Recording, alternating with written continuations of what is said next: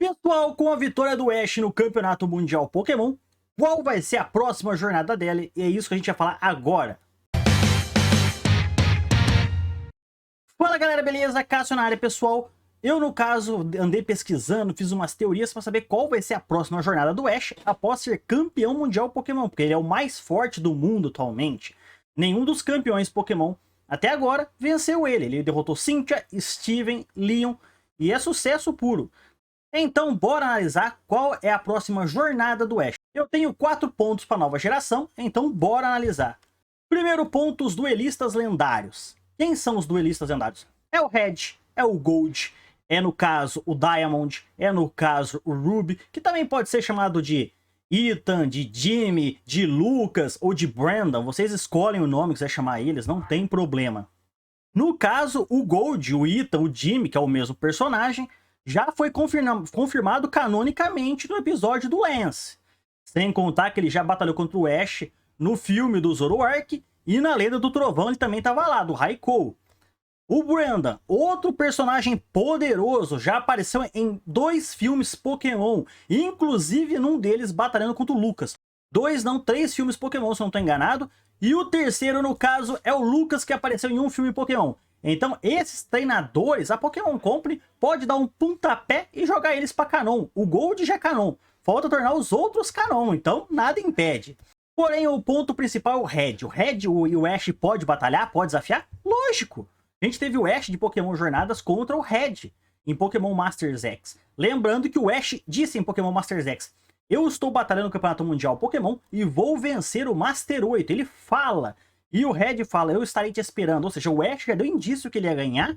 E o Red falou: eu estou te esperando. Então, isso é uma coisa que pode acontecer. E agora que o Ash é campeão mundial Pokémon, ele contra Red é possível.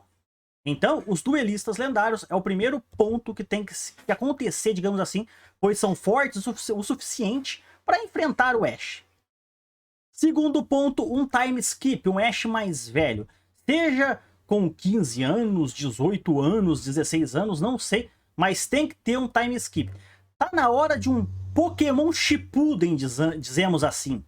Porque se você pegar o Red e o Ash por um lado ao lado do outro, olha a diferença de tamanho.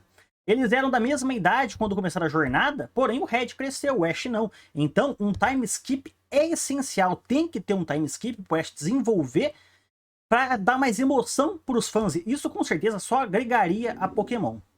Segundo ponto, reparações de batalha. A gente teve reparações em Pokémon Jornadas, que no caso, Pokémons, capturas, essas coisas. Mas tá faltando de batalhas. Eu ainda quero ver uma batalha do Ash contra o Tobias. Lembrando que o Tobias tem um Latios e um Darkrai, o cara é forte pra caramba, então agora o Ash tá num patamar de sair dando bicuda no Tobias. Outra batalha é Ash contra Mewtwo. Olha o que o Ash falou pro Mewtwo lá no episódio 46. Mewtwo, eu quero batalhar contra você. Quero vencer o Pokémon mais forte para chegar mais perto do meu sonho de ser um mestre Pokémon. Ou seja, o Ash fala pro Mewtwo: eu quero batalhar contra você para estar um passo mais perto de ser mestre Pokémon. Igual ele falou do Leon. Ele falou: vou vencer o Leon, venceu, deu um passo para ser mestre Pokémon. Agora é o Mewtwo. Sem contar que no mangá The Electric Tale of Pikachu, fala que um treinador torna-se mestre ao derrotar ou capturar o Mewtwo. Então eu acho que o Ash tem que derrotar e capturar o Mewtwo, porque, digamos assim, pessoal, o Mewtwo, ele é digno de ser um Pokémon do Ash, do mais forte do mundo. E outra coisa, o Ash não tem nenhum Pokémon lendário até agora, o Gol já tem 3, então quebra o galho por Ash. E o quarto ponto a ser reparado. Esse aqui, o quarto ponto, é seguinte: eu acho que foi um erro da Pokémon Company. O episódio de hoje foi excelente. Foi um dos melhores. Tá no top 3 melhores episódios da franquia inteira. Porém, ela poderia ter dado um tchan nesse episódio, um tchanzinho a mais, assim, que faria o episódio bombar pra caramba. Voltaram todos os amigos do Ash, todos os Pokémons, inclusive Larvitar e Solgaleo. Ou seja, o episódio foi excelente, cheio de voltas. Porém, por que a Pokémon Company não fez aparecer, nem que seja de costas pelo menos, ou um semblante dele, assim, só mostrando uma parte do rosto, o pai do Ash? Imagina se você vê o pai do Ash vendo o Ash de longe num telão, ele só aparecendo de costas, parecido com o Ash mais velho. Ou se não, só dando um sorriso. Cara, a Pokémon Company perdeu a oportunidade de fazer uma reparação de 25 anos do pai do Ash finalmente aparecendo. Porque o pai do Ash é canon. No episódio 2 de Pokémon Jornadas, a Delia Catchon fala pro Ash do pai dele. Temos uma imagem do suposto pai do Ash lá com relação a uma memória do Ash do passado. Temos o retrato de um homem na parede da casa do Ash. E no caso, em Pokémon Coco mais recente, o Ash falou do pai dele. Então, era a oportunidade perfeita da Pokémon Company trazer o pai do Ash. E não só trazer o pai do Ash.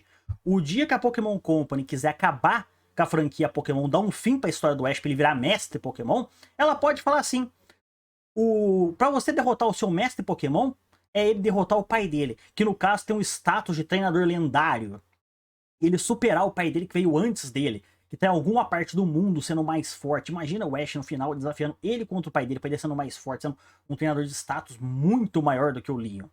Imagina, isso seria um fanservice pra caramba. Então eu acho que a Pokémon Company cagou em não ter trazido pelo menos um semblante assim de longe do pai do Ash, que ia dar um tchan ali.